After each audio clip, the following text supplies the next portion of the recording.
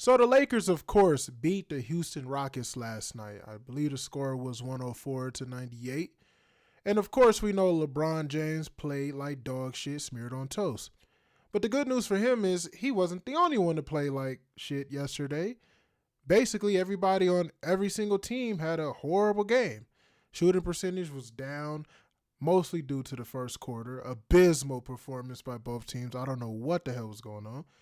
But anyway, I did see a couple of narratives get pushed this morning, when I was watching some shows from ESPN and from Fox Sports.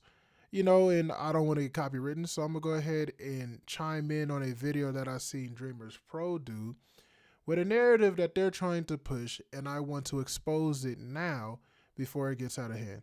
So I'm going to let this dude talk about it. I'm going to chime in. And then I woke up this morning and I came across a segment here from Get Up.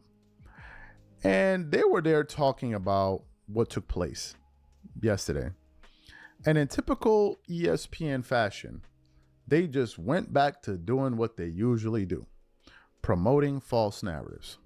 So Mike Greenberg out of nowhere then starts saying, man, are the Lakers relying too much on LeBron James? The reason he was bringing that point up was because LeBron has been like in a shooting slump. So he's saying like, absolutely not. That's not the reason why they brought that up, Dreamers Pro. The reason why they're bringing that up is so they can get you ready for the soft blow when LeBron, of course, as well as the Los Angeles Lakers, disappoint in the playoffs. It's almost inevitable that it's going to happen. And it's not because LeBron is on some shooting slump. If he's on a shooting slump, he's been on it all season, if that's what you want to call it, because he's been playing like crap the entire season. So they're basically trying to bring it up now because here we are with 7 games left in the regular season, and you can basically see what this team is. So here we go, a few weeks before the playoffs start, and let's go ahead and protect LeBron James's hide by pushing false narratives. That's exactly what's going on. Like, because LeBron hasn't been playing well, does that mean that the Lakers are relying too much on him and is relying on a 40-year-old going into the playoffs? Something that's well, shouldn't you rely on anybody that's getting a max contract? Like, seriously, if you're getting paid 55, 65, somewhere close to $70 million a year, shouldn't the team rely very heavily on you if you're consuming like 50% of the cap? I'm just saying, like, doesn't that make more sense? If you consume, I believe it's really like about 30% of the cap. But if you're consuming 30% of your team's salary, right, shouldn't they rely very heavily on you regardless of how old you are? That is just my opinion. You let me know in the comment section. Going to work because it's never happened before. So for those of you who didn't hear what ESPN had to say, and these guys want to play it for you now, and I'm going to come back and continue on the show. Take a listen to this madness. Let me go back to the Lakers, though. We opened the show with the highlight. They beat the Rockets last night.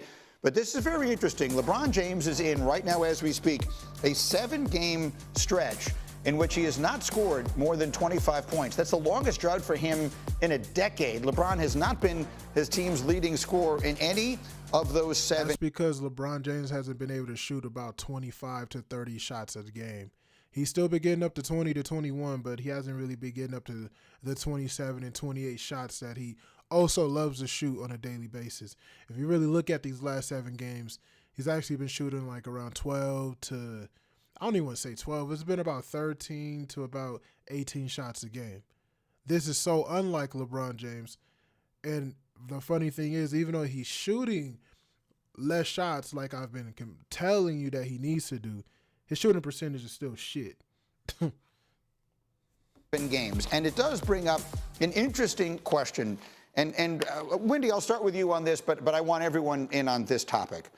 LeBron James and the Lakers are going to try to do something in the next few months that Hembo and I put our heads together this morning, has legitimately only been done once in the history of major American sports, and that is rely heavily on a player 40 years old or older to win a championship. Tom Brady stands alone. He's the only player to do it. There have been 40-year-old. Tom Brady is actually one of the greatest players in this sport, though, to ever play of all time, unlike LeBron.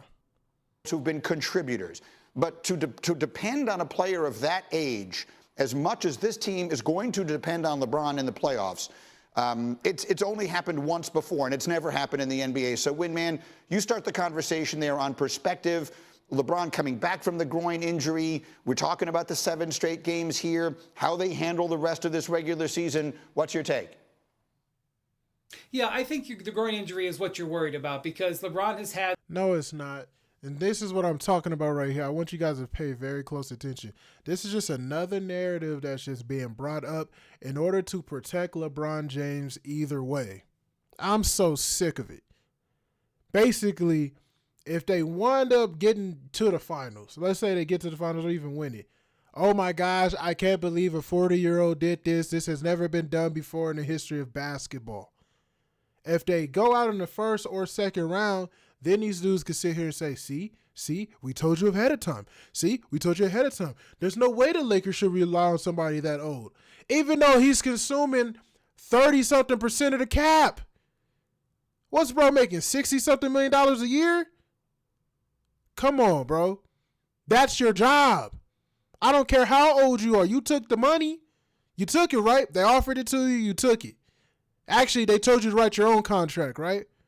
So I don't want to give a damn. I don't give a damn about how hard it is or what hasn't been done. You took the money. This is your performance. This is what you're supposed to do. Stop giving him a cushion just in case he fails, which we know more likely than not when it comes to LeBron James, he will fail, i.e. 4-6 in the finals. We know he's going to fail. And while he's been with the Lakers, 2 years, no playoffs, 1 year championship, 1 year first round exit, actually 2 years first round exits, 1 year Western Conference Finals. We're gonna see what happens here. Had some soft tissue injuries over the last few years when he's been overused. I'm not worried about the scoring. You can really tie that to a slump in three-point shooting. If you go back to, coming back from the injury, I think he's shooting 19% on threes. And the three-pointer is an important part of his game, but offense is not the big thing for the Lakers. I know they'll score enough points to win. I want to see how they defend. And LeBron's defense has been good despite coming back from that groin injury. But that's what you're worried about. You're worried about overuse. And the thing about By the way, let me get this out the way. What groin injury? You talking about that fake injury he used when he was playing against the Celtics so he could take a couple weeks off so he wouldn't have to play the Denver Nuggets and the Milwaukee Bucks? The thing that he does every single season. You guys realize the Lakers play the Milwaukee Bucks basically every March of every year? And do you guys realize LeBron never plays those games because Giannis is playing those games? This isn't the first year this has happened. This happened last year, happened the year before that. I think he played on one game the year before that. It's been happening since 2021. Come on, y'all. This dude is ducking the smoke. Let's just call it what it is. LeBron is ducking the smoke in Milwaukee so he fakes some type of weirdo injury so he doesn't have to play. It is the Lakers' depth isn't tremendous, and you are going to need, it's hard to take LeBron out of the game when it's an important game. Coaches for 20 years have said that. Last night was a very important game. LeBron almost played 40 minutes, so it's a hard thing to do. Guys, LeBron James plays almost 40 minutes every night. He plays somewhere between 37 and 38 minutes a night. Like, go look at his last, 10 games. The lowest he'll ever play is 34, 35 minutes. Bro, he does this every night. He played, 37 minutes last night? What are you guys talking about? You're pushing a narrative that doesn't even exist. Now you're just lying on stats. For JJ Redick, but if he breaks down, they don't have a chance anyway, so they're going to have to ride him. So, Jay, Will, you were making this point in our earlier conversation. When you see how much they needed from LeBron in particular to beat Houston last night, the idea that they're going to get through multiple... What exactly did they need from LeBron? What exactly did LeBron James do last night that was so magnanimous that they needed him? I watched that entire game. Matter of fact, let's go check it out. Let's check it out, guys. Okay. All right. So, LeBron James had 12 field goal attempts, 16 points. Right? The good news is, and I'll give him credit here, he actually wasn't a negative in the plus minus, if you guys can see this.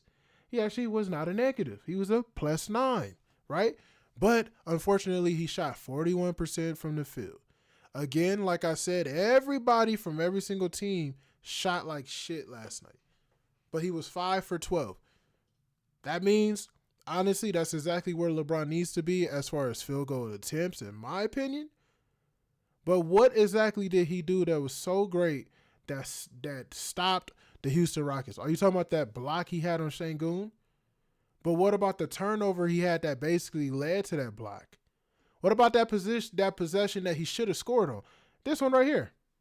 Huh? Let's look at it. Okay. 4 seconds left. Now pay attention. Austin Reeves cut back down there so LeBron could see him. But if you pay attention, he was wide open right here. Look at this. Look at this. Austin Reeves is wide open.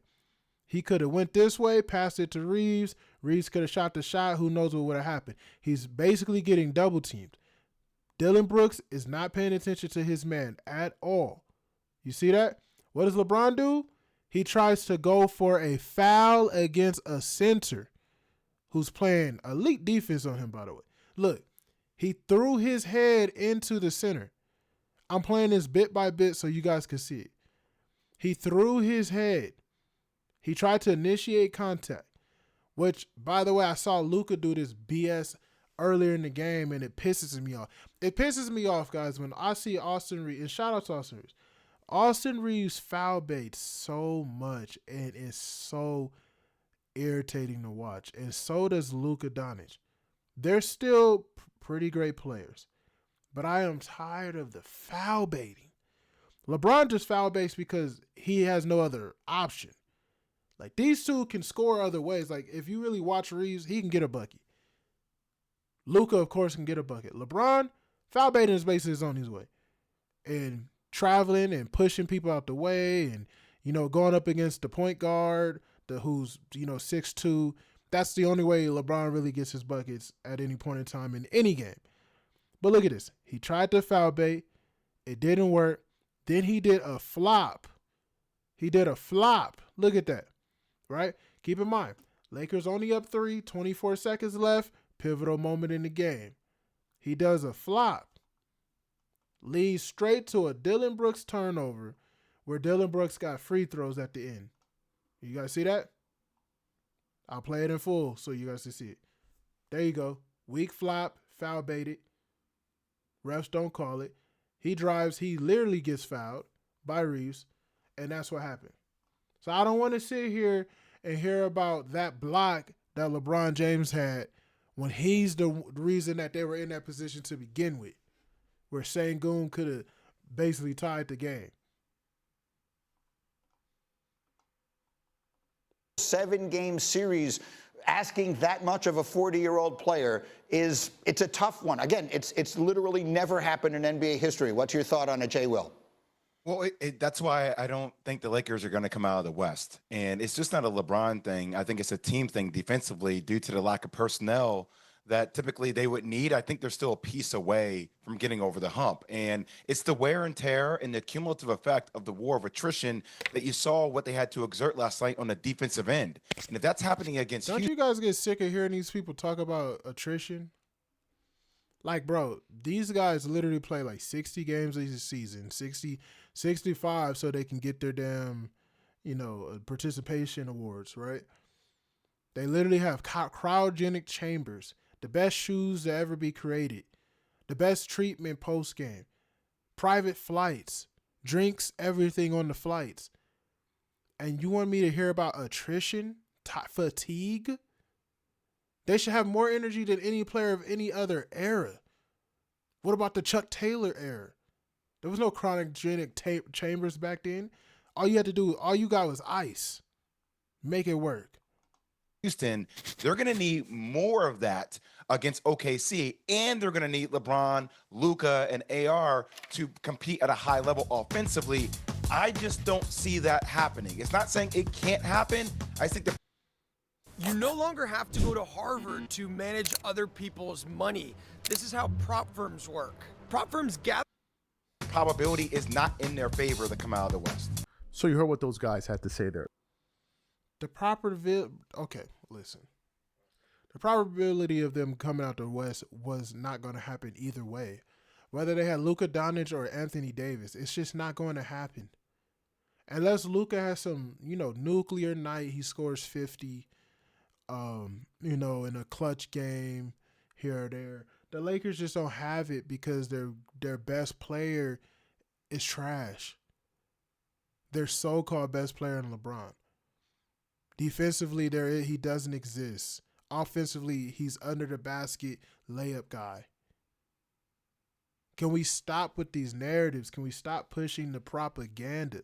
And by the way, I heard this guy talking about Jackson Hayes. What? Bro, why is everybody saying the Lakers don't have enough and then blaming Jackson Hayes? Jackson Hayes is a really good center. Starter quality center at that for a lot of teams in the NBA. Is he Nikola Jokic? Hell no. Is he Giannis? No. He doesn't need to be. He does his role. He plays his defense. He catches his lobs. He dunks. I can't even say. I mean, you could call him in his prime a poor man DeAndre Jordan, except he can score a little bit better than that. But that's great to have on your team. What more do you really need, seriously? Look at the Lakers starting five. So when we talk about they not having enough, and of course, the narrative is going to be towards the center position. You got Luka Doncic at 1. Luka. You got Austin Reeves at 2, he averaging like 22 a game. You got LeBron at your 3. That's your weakest link right there. Let's stop right there. That's the weakest link, right? At your 4, Dorian Finney-Smith or Rui Hachimura, whichever one. That's an elite 4 for a role player. And then you have Jackson Hayes. Do you guys realize the great teams like Tiago Splitter was the center for the Spurs, guys? Tiago Splitter. Was he this awe-inspiring center? Bill Caldwell or whatever his name is, Cartwright, was the center for the damn Bulls. Did they need some elite center? Would you rather have Bill Cartwright or Jackson Hayes? And I know he weighed more. It's a different league. Weight mattered back then. But I'm just saying on a level of talent, Jackson Hayes is more talented. Come on, bro. Can we stop with these narratives and these lies? Can we stop with the BS? Please. The Lakers won't get it done just because they don't have a team that can get it done because their best player is a fraud. The only way for the Lakers to actually be able to win a championship is to have a team that's so great, so magnanimous, that your quote-unquote, and I'm using heavy air quotes, third and fourth player are so great that they could really be your second and third best players. Because you have to make up for LeBron James's deficiencies. That's the only problem. Once you find players that are so talented that LeBron can realistically be the fifth guy, right? Because he'll have to be the fifth guy, even though he can masquerade around as the second guy, right? If you can get a team that's that great, then you got a championship. Then you could go get to the finals. Find two more people who can hide all of LeBron's flaws. But don't sit here and blame it on the other players on the Lakers. Don't sit here and tell me it's Jackson Hayes' fault or it's Rui Hachimura's fault. Don't tell me Dorian Finney-Smith needs to be better. They're doing their job, being role players. It's LeBron's job to do better. He's the one getting paid $60-something million a year. Now, let me tell you what these guys were doing. Essentially, what they were doing is they were hedging. All right? They were hedging. They were hedging on both sides. So on the one hand, they're saying that, and they've been saying the Lakers are fully capable of beating most of the teams, right? They can beat Houston. That was, they're good. They have some people on their TV up there saying they can beat them. But then on the other hand, if they lose, they say, oh man, well, they're relying too much on a 40-year-old and this and this. So the question is then, so which one is it? Because LeBron's age is not going to change. He's not. Exactly. And not only were they were hedging for the mindset of the consumers at home, the people who watch this. The people who watch the Lakers, the people who are Lakers supporters, are hedging to get you to be ready to be okay with accepting defeat because the Lakers ain't doing shit. He's not going to become 39 or 38. He's going to get older. So that hasn't stopped a lot of people in media to be sitting up there twerking it up all over the place, pouring honey all over each other, hollering, screaming, shaking their ankles, all kind of crazy stuff. That don't stop them from twerking. So all of a sudden now, why are you trepidatious about it? Continue twerking. Let them toss some ones at you and keep the music going. Why all of a sudden now you're afraid to twerk? I'm lost. You twerk heavily, daily, all the time. But now all of a sudden you're like, well, look. What Greeny was doing as well was trying to explain away his slump. And they were essentially saying that the reason he's in a slump is because they're relying on him too much. And that's not the reality. I disagree with that because LeBron's been on a slump all season, if that's the case. Like I said earlier in this video, if you're going to say LeBron was on a slump, then he's been slumping it all season long. Like in the first 2 months of the season, he was a minus 130 on the plus minus. Right now, I think he currently sits at like a minus 75, a minus 70. Bro, he's a piece of shit player. Like he plays like crap. So what slump are you talking about? If you're already in the negatives, like how much more worse are we talking? Or is there some games that I'm forgetting? Oh, because he has some games where he scored 30 points and he's not scoring 30.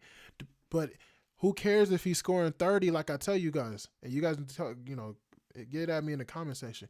Who cares if LeBron's scoring 30 if he's giving up freaking 45 points a game? Who cares if LeBron's scoring 30 when those shots can go to somebody else and he's a negative 15 or a negative 25 on the plus minus? If you go back and look at this set of games that he's played since he's come back, Luka's been their number one scorer and their most aggressive player. Luka is enough of an offensive generator to generate enough offense for that team so nobody can feel like they're relying on LeBron. Luka scored 7. Absolutely, without a doubt. And his passes are very crisp.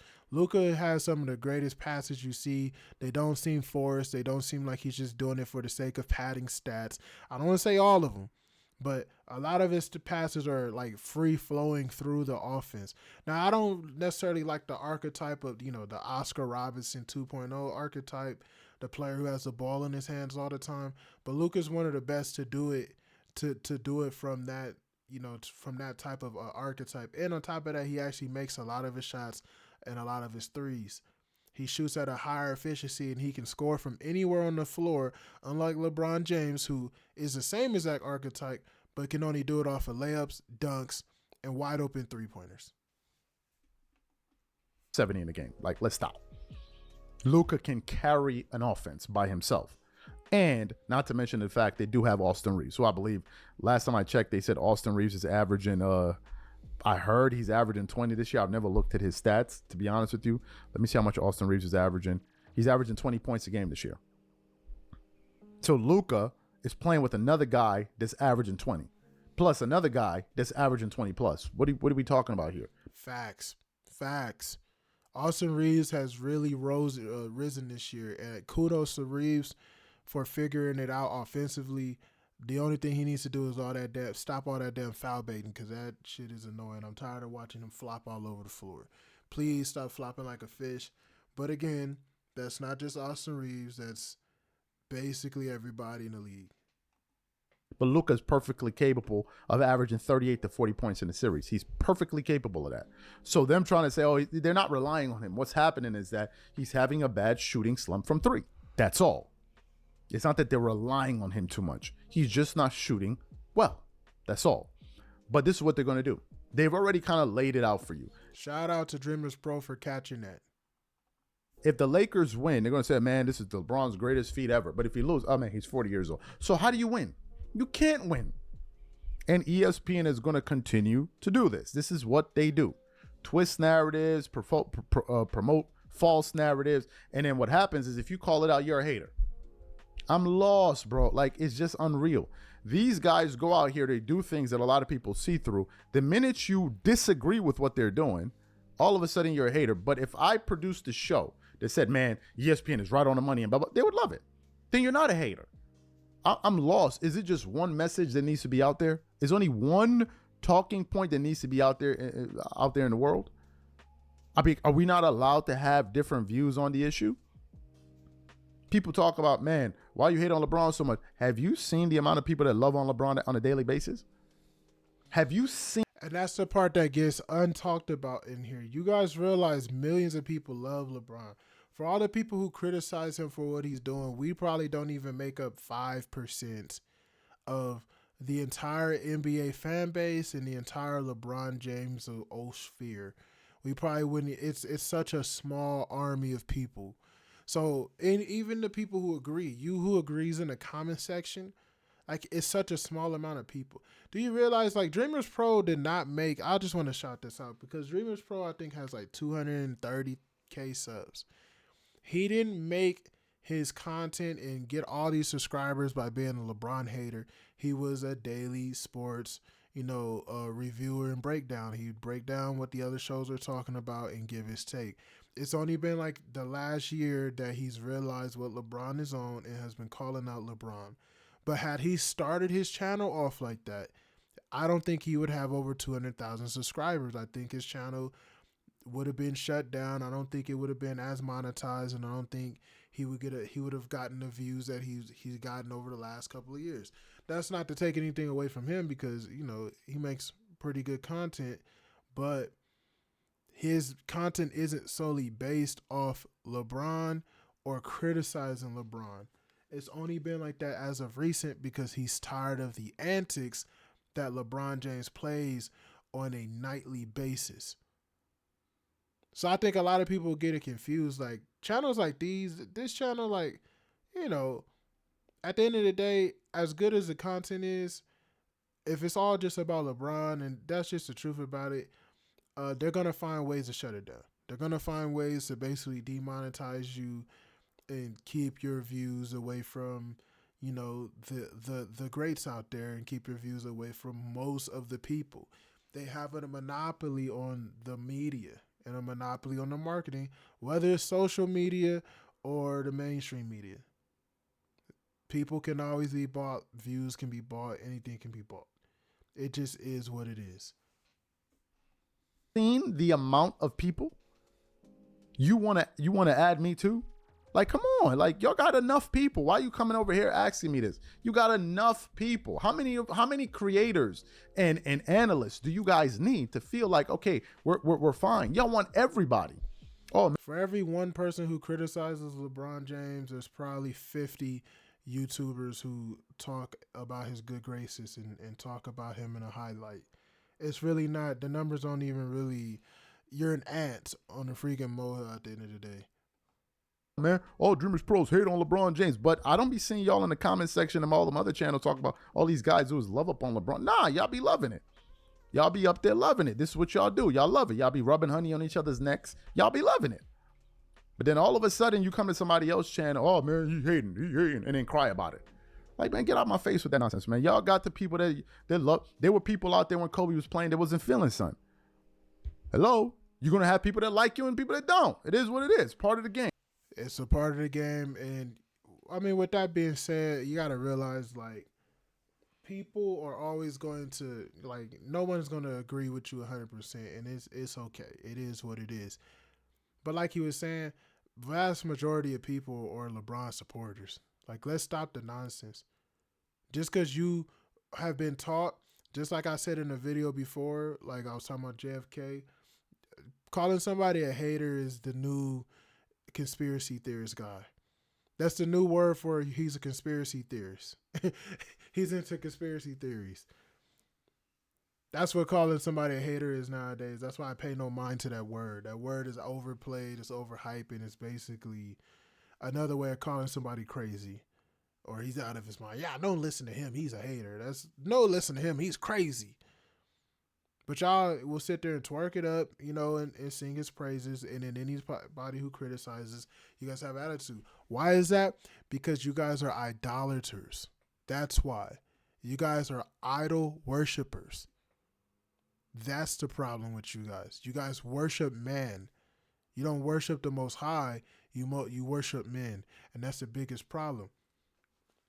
You guys don't have spiritual awareness. If you did, you wouldn't even give a damn what anybody said to begin with. You're not in tune with the Most High, so it is what it is. I'm gonna leave that video here, man. Appreciate you guys watching this channel, man.